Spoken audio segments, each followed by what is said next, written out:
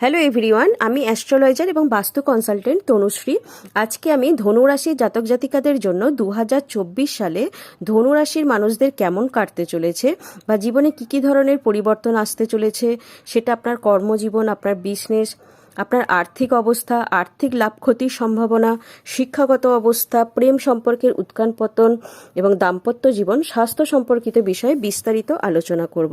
ধনুরাশির জাতক জাতিকাদের জন্য দেবগুরু বৃহস্পতি বছরের প্রথম থেকেই আপনার পঞ্চম ভাবে উপস্থিত থাকবেন। মঙ্গল মেষ রাশিতে অবস্থিত থাকার কারণে তিনি নবম ভাবে এবং একাদশ ভাবে এবং আপনার প্রথম ভাবকে দৃষ্টি দেবে। এটি আপনার জীবনে সঠিক সিদ্ধান্ত নেওয়ার ক্ষমতা বৃদ্ধি করবে, আপনার বুদ্ধিমত্তা সঠিকভাবে কাজ করবে, আপনার সম্মান বৃদ্ধি পেতেও দেখা যাবে, আপনার আয় বৃদ্ধি পেতে দেখা যাবে। তবে বছরের শেষার্ধে 1 মে যখন দেবগুরু বৃহস্পতি ষষ্ঠভাবে প্রবেশ করবে, আপনার পেট সংক্রান্ত সমস্যার সম্মুখীন হতে এখানে দেখা যাচ্ছে। শনি মহারাজ সারা বছরই তৃতীয়ভাবে অবস্থান করবে, আপনাকে সাহস এবং বীরত্ব প্রদান করবে। রাহু মহারাজ আপনার চতুর্থভাবে এবং কেতু মহারাজ আপনার দশমভাবে সারা বছর অবস্থান করবে, যার কারণে আপনার কর্মজীবনে উত্থান পতন থাকবে। আপনি আপনার বাড়ির পূর্ণ সুখ উপভোগ করতে পারবেন না, অত্যাধিক ব্যস্ততার কারণে আপনি বাড়িতে মনোনিবেশ করতেও সক্ষম হবেন না। কারণ ধনুরাশি জাতক জাতিকাদের এই বছরটি পারিবারিক জীবনে সামান্য উত্থান পতনে পূর্ণ হতে দেখা যাচ্ছে। আপনাকে স্বাস্থ্য এবং আর্থিক বিষয়ে কিছুটা মনোযোগ দিতে হবে। বছরের শেষার্ধে বিশেষভাবে লক্ষণীয় হবে। তবে এই বছর আপনি আপনার ত্রুটিগুলি থেকে শেখার সুযোগ পাবেন, যেটা আপনার জন্য অত্যন্ত গুরুত্বপূর্ণ প্রমাণিত হবে। তার ভিত্তিতে আপনি একটি সুন্দর ভবিষ্যৎ গড়ে তুলতে পারবেন। ধনুরাশির জাতক জাতিকাদের কেরিয়ারের দিক থেকে দেখতে গেলে এই বছরটি আপনার কাজের জন্য উৎখান পতনে পূর্ণ থাকবে। সারা বছর ধরে কেতু মহারাজ আপনার দশমভাবে থাকবে, যার কারণে আপনি আপনার চাকরিতে কিছুটা অস্বস্তি অনুভব করবেন। আপনার মন কাজ থেকে বারবার কিন্তু দূরে সরে যাবে, মোহভঙ্গের পরিস্থিতিও তৈরি হতে পারে। আপনি অনুভব করবেন যে আপনি যেখানে কাজ করছেন তার জন্য আপনাকে পর্যাপ্ত পরিমাণে সম্মান দেওয়া হচ্ছে না বা আপনার সামর্থ্য অনুযায়ী আপনাকে সঠিক কাজ দেওয়া হচ্ছে না। এই কারণে আপনার মনে একটি হতাশা তৈরি হতে পারে, যা আপনাকে আপনার চাকরি থেকে দূরে রাখবে এবং আপনি চাকরি ছেড়ে দেওয়ারও চিন্তাভাবনা নিতে পারেন। এই সময়টি এপ্রিল থেকে আগস্টের মধ্যে আসতে পারে, তাই সতর্ক থাকুন এবং আপনি নতুন চাকরি না পাওয়া পর্যন্ত পুরনো চাকরি ছেড়ে দেবেন না। এপ্রিল থেকে আগস্টের মধ্যে আপনি একটি নতুন ভালো চাকরি পেতে পারেন। চাকরি পরিবর্তনটা আপনার জন্য উপকারী হবে। কেরিয়ারের দিক থেকে সেপ্টেম্বর মাসটি খুব ভালো হবে। এই সময় আপনি হঠাৎ একটি বড় পদ পেতে পারেন। আপনার জন্য কাজ করা আপনার সহকর্মীরা আপনাকে সমর্থন করবে এবং তাদের সহায়তায় আপনি আপনার কাজে ভালো করতে সক্ষম হবেন। তাদের কথাকে গুরুত্ব দিন, যদিও আপনার সমস্ত জিনিস তাদের সাথে শেয়ার করবেন না, তবুও আপনি নিজের জন্য সাহায্য চাইতে পারেন এবং তারা আপনাকে সাহায্য করবে, যা আপনাকে আপনার চাকরিতে আপনার কর্মক্ষমতা ও উন্নত করার সুযোগ দেবে। নভেম্বর ডিসেম্বরের মাসটা আবার স্বস্তিতে পূর্ণ হবে। ধনুরাশির জাতক জাতিকাদের বিজনেসের দিক থেকে দেখতে গেলে এই বছরের শুরুটা বিজনেসম্যানদের জন্য অনেকটাই অনুকূল হবে। সপ্তমভাবে মঙ্গল এবং সূর্যের প্রভাবের কারণে আপনি আপনার বিজনেসে উন্নতি করতে সক্ষম হবেন এবং আপনি আপনার ব্যবসায় সরকারি ক্ষেত্র থেকে সমর্থন ও সাফল্য পেতে পারেন। আপনি যদি সরকারি ক্ষেত্রের সাথে সম্পর্কিত বা সরকারকে সরবরাহের সাথে সম্পর্কিত কোনো ব্যবসা করেন, তবে এই বছরটি আপনাকে শুরু থেকেই ভালো লাভ দেবে। এই বছরে আপনি এপ্রিল, আগস্ট এবং নভেম্বর থেকে ডিসেম্বরের মধ্যে ব্যবসায় কিছু চ্যালেঞ্জের মুখোমুখি হবেন, তাই আপনার বিজনেসকে এগিয়ে নিয়ে যাওয়ার জন্য আপনার একটু সতর্ক থাকা উচিত এবং কিছু নতুন পথ বেছে নেওয়া উচিত। এই বছরে 1 জুলাইয়ের মধ্যে আপনার কোনো বিশেষ ব্যক্তির সাথে ব্যক্তিগত বৈঠক হতে পারে, যিনি আপনার ব্যবসার অগ্রগতিতে সহায়ক প্রমাণিত হতে পারেন। আপনার পুরনো বকেয়া ট্যাক্স পরিশোধ করার জন্য ডিসেম্বর মাসের শুরু থেকেই সেটা সঠিক সময় হবে, অন্যথায় আপনাকে ট্যাক্স ডিপার্টমেন্টের জন্য ডেকেও পাঠাতে পারেন। তো বছরের মাঝামাঝি আপনার বিজনেসের জন্য চমৎকার সাফল্য দেখা যাচ্ছে। ধনুরাশি জাতক জাতিকাদের আর্থিক অবস্থার মূল্যায়ন করতে গেলে বছরের প্রথমার্ধটা অনুকূল বলে মনে হচ্ছে। শেষার্ধে আপনি কিছু চ্যালেঞ্জের সম্মুখীন হবেন। দেবগুরু বৃহস্পতি পঞ্চমভাবে বসে আপনার একাদশ ভাব এবং আপনার প্রথম ভাব এবং আপনার ভাগ্যস্থানকে দৃষ্টি দেবে। এতে আপনার আর্থিক সমস্যা অনেকটাই কমবে। সঠিক সিদ্ধান্ত গ্রহণের মাধ্যমে আপনি আপনার আর্থিক অবস্থাকে মজবুত করতে সক্ষম হবেন।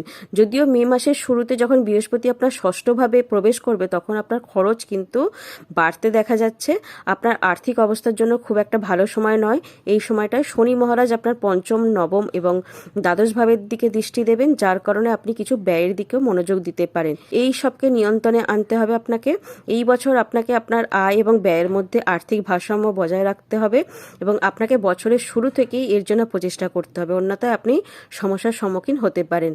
তো ধনুরাশি জাতক জাতিকাদের প্রেমের দিকটা বিচার করতে গেলে যেটা দেখা যাচ্ছে, বৃহস্পতি পঞ্চম ভাবে বসে আপনার প্রেম জীবনে ভারসাম্য বজায় রাখবে। যদিও আপনার রাশিতে মঙ্গল এবং সূর্য অবস্থান বছরের শুরুতে আপনার আচরণে কিছুটা আক্রমণাত্মক বাড়াতে পারে এবং আপনার সম্পর্কের মধ্যে উত্তেজনা বাড়িয়ে তুলতে পারে। ফেব্রুয়ারি শেষ থেকে এপ্রিল পর্যন্ত সময়টা আবার ভালো যাবে। বুধ এবং শুক্রের আশীর্বাদে আপনার প্রেম জীবন সুখে থাকবে। আপনার পঞ্চম ভাবে শনিদেবের দৃষ্টির কারণে আপনার প্রেম জীবনে কিছু বাধা আসতে দেখা যাচ্ছে, তবে বছরের প্রথমার্ধটি আবার ভালো যাবে, কারণ বৃহস্পতি সেখানে উপস্থিত থাকবে। এপ্রিল থেকে মের মধ্যে সময়টা খুব ভালো রোমান্টিক হবে, কারণ এই সময় শুক্র আপনার পঞ্চম ভাবেও থাকবে। আবার 1 জুন থেকে 12 জুলাইয়ের মাঝামাঝি এই সময়টা আপনার প্রেম সম্পর্ক খুব মজবুত করবে। যদিও এরপরে আপনার সম্পর্কের টানাপোড়েন বাড়তে পারে, তবে সেপ্টেম্বর মাসটি আবার আনন্দ নিয়ে আসবে। আপনি আপনার প্রিয়জনের সাথে সুন্দর জায়গায় ঘুরতে যেতে পারেন, একে অপরকে অনেক সময় দিতে পারেন। নভেম্বর ডিসেম্বরের মাসটা আবার স্বাভাবিক যাবে। ধনুরাশির জাতক জাতিকাদের দাম্পত্য জীবন এবং বিবাহের দিক থেকে বিচার করতে গেলে বছরের শুরুটা একটু দুর্বল দেখা যাচ্ছে। বছরের শুরুতেই মঙ্গল এবং সূর্য আপনার প্রথম ভাবে থাকবে, সপ্তম ভাবে থাকবে, যা আপনার এবং আপনার জীবনসাথীর মধ্যে একটু উত্তেজনা বাড়িয়ে তুলতে পারে। আপনার ভেতরে রাগ থাকবে, যা আপনার আচরণে প্রতিফলিত হতে দেখা যাবে। এর প্রভাব কিন্তু আপনার সম্পর্ককে নষ্ট করতে পারে। মঙ্গল এবং সূর্য আপনার দ্বিতীয়ভাবে চলে যাবে, যার কারণে মার্চের মাঝামাঝি সময়টি চাপযুক্ত থাকবে। স্বাস্থ্য সমস্যাগুলি আপনার জীবনসঙ্গীকে কষ্ট দিতে পারে। নিজেদের মধ্যে আলাপ আলোচনা করে আপনি এই প্রতিটি সমস্যার সমাধান খুঁজে পেতে পারবেন। তর্ক বিতর্ক এড়িয়ে যেতে হবে আপনাকে। জুন থেকে জুলাই মাসটি আপনার জন্য ভালো হবে, কারণ এই সময় আপনার সপ্তমভাবে শুক্রের প্রভাবের কারণে আপনার এবং জীবনসাথীর মধ্যে উত্তেজনা হ্রাস পাবে এবং সম্পর্কের মধ্যে প্রেম বাড়বে। জুন মাসে আপনার জীবনসাথীর সাথে আপনার ভালো কথাগুলি সম্পর্ক পরিচালনা করতে সহায়ক হবে। জুন এবং জুলাইয়ের মধ্যে উত্তেজনা বাড়বে, যা 4 সেপ্টেম্বর পর্যন্ত চলতে পারে। এরপর ধীরে ধীরে আপনার সম্পর্ক স্বাভাবিক হবে। বছরের শেষ দিনগুলিতে আপনার বিবাহিত জীবন খুব সুখে কাটাতে দেখা যাবে। ধনুরাশির জাতক জাতিকাদের পারিবারিক জীবন থেকে যেটা দেখা যাচ্ছে, বছরের শুরুটা দুর্বল হবে, কারণ তৃতীয়ভাবে শনি ভাই বোনেদের সাথে মতভেদ বা মতের পার্থক্য করিয়ে দিতে পারে। সারা বছর রাহু আপনার চতুর্থভাবে, কেতু আপনার দশমভাবে থাকবে, যার কারণে আপনার পরিবারে সদস্যদের মধ্যে কিছু ঝামেলা বাড়িয়ে দিতে পারে। তাদের চাহিদা আপনাকে বুঝতে হবে, গৃহস্থালির খরচ বহন করতে হবে, অন্যথায় পরিস্থিতি আরও খারাপ হতে পারে। ফেব্রুয়ারি এবং মার্চ মাসে কিছুটা চাপ বাড়তে পারে, আপনার কথাবার্তার মধ্যে তিক্ততা বাড়তে পারে এবং পারিবারিক বিষয়ে বিবাদ এবং উত্তেজনা বৃদ্ধির সম্ভাবনা থাকতে দেখা যাচ্ছে। 23 এপ্রিল থেকে 1 জুনের মধ্যে আবার যখন মঙ্গল আপনার চতুর্থভাবে চলে যাবে, যেখানে রাহু মহারাজ ইতিমধ্যেই উপস্থিত রয়েছে, তখন এটি আপনার পারিবারিক জীবনকে উত্তেজনা বৃদ্ধির সময় হবে এবং স্বাস্থ্য সমস্যাও আসতে পারে। এই সময়টা আপনার মাকেও কষ্ট দিতে পারে, তাই আপনাকে তার স্বাস্থ্য সমস্যার দিকে বিশেষ মনোযোগ দিতে হবে। প্রয়োজনে ডাক্তারের সাথে আপনাকে যোগাযোগও করে রাখতে হবে। এরপর ধীরে ধীরে পরিস্থিতির উন্নতি হবে। মে মাসের পরে যখন বৃহস্পতি আপনার ষষ্ঠভাবে গোচর করবে, তখন পারিবারিক সম্পত্তি নিয়ে কিছু বিবাদ হতে পারে, তাই ধৈর্য ধরা আপনার পক্ষে ভালো হবে। ধনুরাশির জাতক জাতিকাদের সন্তানের দৃষ্টিকোণ থেকে দেখতে গেলে এই বছর প্রথমার্ধটা অনেকটাই অনুকূল রয়েছে। দেবগুরু বৃহস্পতি পঞ্চমভাবে থাকবে, যা সেই নিঃসন্তান দম্পতিদের সাহায্য করতে পারে যারা সন্তানের আশা করছেন। যদি আপনার রাশিতে সন্তান সংক্রান্ত শুভ যোগ থাকে, তাহলে পঞ্চমভাবে বৃহস্পতি মহারাজের উপস্থিতি বছরের প্রথমার্ধেই 1 মে পর্যন্ত আপনার জন্য উপকারী প্রমাণিত হতে পারে। আপনি সন্তান লাভের সুখ পেতে পারেন। যে দম্পতিদের ইতিমধ্যে সন্তান রয়েছে, তারা সন্তান লাভের সুখ পাবেন। আপনার সন্তান অনেক বাধ্য হয়ে উঠবে, তাদের সুখে দুঃখে সহযোগিতা করবে এবং কর্মজীবনে উন্নতি করবে। যারা শিক্ষার্থী আছেন তারা প্রশংসা পাবেন। মে মাসের পর দেবগুরু যখন ষষ্ঠভাবে যাবে এবং 1 জুন থেকে 12 জুলাই পর্যন্ত মঙ্গল মহারাজ পঞ্চমভাবে থাকবে, আপনার সন্তানকে দক্ষ নেতৃত্বের ক্ষমতা দিয়ে সজ্জিত করবে এবং সে তার ক্ষেত্রে উন্নতি করতে আপনি দেখতে পাবেন। তার স্বাস্থ্যের দিকে একটু যত্ন নিতে হবে, বিশেষ করে অক্টোবর ডিসেম্বরের মাসে। এই সময় স্বাস্থ্য দুর্বল হতে পারে, তারা কোনো ধরনের আঘাতও পেতে পারে। তাদের স্বাস্থ্যের জন্য ভালো খাদ্যাভ্যাসের ওপর নজর দিন আপনি, এবং তাদের শারীরিক সমস্যার ব্যাপারেও আপনাকে বিশেষ খেয়াল রাখতে হবে। ধনুরাশি জাতক জাতিকাদের শিক্ষার দিক থেকে যেটা দেখা যাচ্ছে, বছরের শুরুটা খুবই ভালো যাবে। দেবগুরু বৃহস্পতি 1 মে পর্যন্ত আপনার পঞ্চমভাবে থাকবে। রাহু আপনার চতুর্থভাবে প্রভাব ফেলবে। আপনার বুদ্ধি প্রখর হবে। আপনি সহজেই জ্ঞান অর্জন করতে পারবেন এবং আপনি এর জন্য ভালো শিক্ষার ফলাফলও পাবেন। আপনার পঞ্চমভাবে শনিদেবের দৃষ্টির কারণে পড়াশোনায় কিছু বাধা আসবে এবং আপনার পড়াশোনার জন্য কিছু চ্যালেঞ্জের মুখোমুখি হতে হবে, তবে ধীরে ধীরে সবকিছু ঠিক হয়ে যাবে। 1 মে এর পরে দেবগুরু বৃহস্পতি আপনার ষষ্ঠভাবে থাকবে এবং মঙ্গল মহারাজও আপনার পঞ্চমভাবে চলে যাবে, যার কারণে আপনি আরও উত্তেজিত হবেন, পড়াশোনায় মনোনিবেশ করবেন। তবুও আগস্ট থেকে অক্টোবরের মধ্যে সময়টা একটু ঝামেলাপূর্ণ হতে পারে। এরপর পরিস্থিতি আস্তে আস্তে আবার স্বাভাবিক হয়ে যাবে। আর যারা প্রতিযোগিতামূলক পরীক্ষার জন্য প্রস্তুতি নিচ্ছেন, যে সমস্ত শিক্ষার্থীরা, বছরের শুরুতেই ভালো সাফল্য পেতে দেখা যাচ্ছে। জানুয়ারি, মে এবং জুন মাসে আপনি যদি কোনো পরীক্ষায় দিয়ে থাকেন তবে আপনার জন্য ভালো সাফল্য পাওয়ার সম্ভাবনা রয়েছে। বাকি মাসগুলিতে আপনি অনেক পরিশ্রম করলেই তবে সফলতা পেতে পারবেন, তাই কঠোর পরিশ্রমকে আপনার মূল মন্ত্র বানিয়ে নিতে হবে। উচ্চশিক্ষা গ্রহণকারী শিক্ষার্থীরা বছরের শুরুতেই সাফল্য পেতে দেখা যাচ্ছে। ফেব্রুয়ারি, এপ্রিল এবং আগস্ট মাসগুলি আপনার জন্য অসাধারণ সাফল্য নিয়ে আসতে দেখা যাচ্ছে। সেপ্টেম্বর মাসে আপনি কিছু ভালো সাফল্য পেতে পারেন। তথ্য প্রযুক্তি, কম্পিউটার এবং প্রোগ্রামিং শিক্ষার সাথে যুক্ত সম্পর্কিত শিক্ষার্থীরা বিশেষ করে এই বছর ভালো সাফল্য পাওয়ার সম্ভাবনা দেখা যাচ্ছে। পড়াশোনার জন্য বিদেশ যাওয়ার স্বপ্ন দেখছেন যে সমস্ত শিক্ষার্থীরা, জুন জুলাইয়ের মধ্যে ভালো সাফল্য পেতে এখানে দেখা যাচ্ছে। ধনুরাশি জাতক জাতিকাদের শরীর স্বাস্থ্যের দিকটা বিচার করতে গেলে এটা যেটা দেখা যাচ্ছে, এই বছরটা মধ্যম হতে চলেছে। চতুর্থভাবে রাহু এবং দশমভাবে কেতুর উপস্থিতি আপনাকে কোনো বড় ধরনের সংক্রমণের শিকার করতে পারে, যার জন্য আপনাকে সতর্ক থাকতে হবে। বিশেষ করে ধূমপান এড়িয়ে চলুন, অন্যথায় আপনি এই বছর কিন্তু সমস্যার সম্মুখীন হতে পারেন। আপনার রাশির অধিপতি বৃহস্পতি মহারাজ ষষ্ঠভাবে গোচরের কারণে স্বাস্থ্য খারাপ হওয়ার সম্ভাবনা থাকবে। আপনাকে পেটের যত্ন নিতে হবে। হালকা এবং সহজে হজমযোগ্য খাবার খান। প্রচুর পরিমাণে জল এবং তরল পান করুন, যাতে আপনি যে কোনো ধরনের রোগের শিকার এড়াতে পারেন। সারা বছর তৃতীয়ভাবে শনি মহারাজের উপস্থিতি আপনাকে রোগ থেকে রক্ষা করবে। এটি প্রধান ভূমিকা পালন করবে শনি মহারাজ।